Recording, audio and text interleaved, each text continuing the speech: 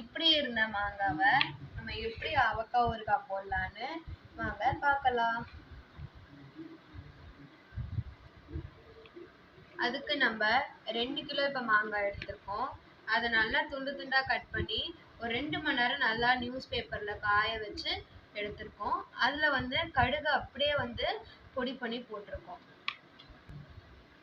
அடுத்ததா நம்ம நல்லெண்ணெய நல்லா கொதிக்க வச்சு அதுல 4 ஸ்பூன் கோபுரமா நம்ம சில்லி பவுடர் போட்டிருக்கோம். அதோட நம்ம பெருங்காயம், அதுக்கப்புறம் மஞ்சத்தூள் போட்டிருக்கோம். இப்ப நல்லா சூடு ஆறினதுக்கு அப்புறம் நம்ம இந்த மாங்கால இப்ப இத ஊத்திடலாம்.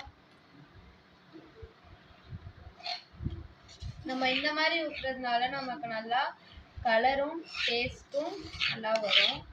நம்ம நல்லெண்ணெய் வாசனையும் சூப்பரா வரும்.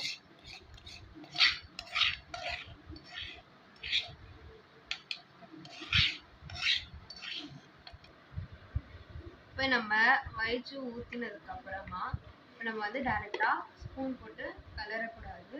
அதுக்கு பதிலாக நம்ம நல்லா குலுக்கி விட்டோம் அப்படின்னா நம்ம கலரும் நம்மளோட ஃப்ளேவரும் இன்னும் நல்லா வரும்.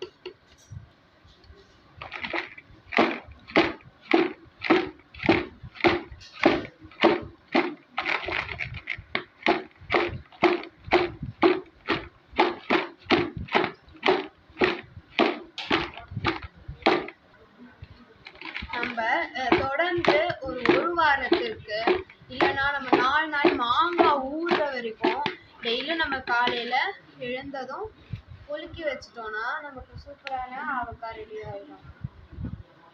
அதோட சாம்பிள் நம்ம இன்னொரு பாக்ஸ் வச்சிருக்கோம், அதை பார்க்கலாம்.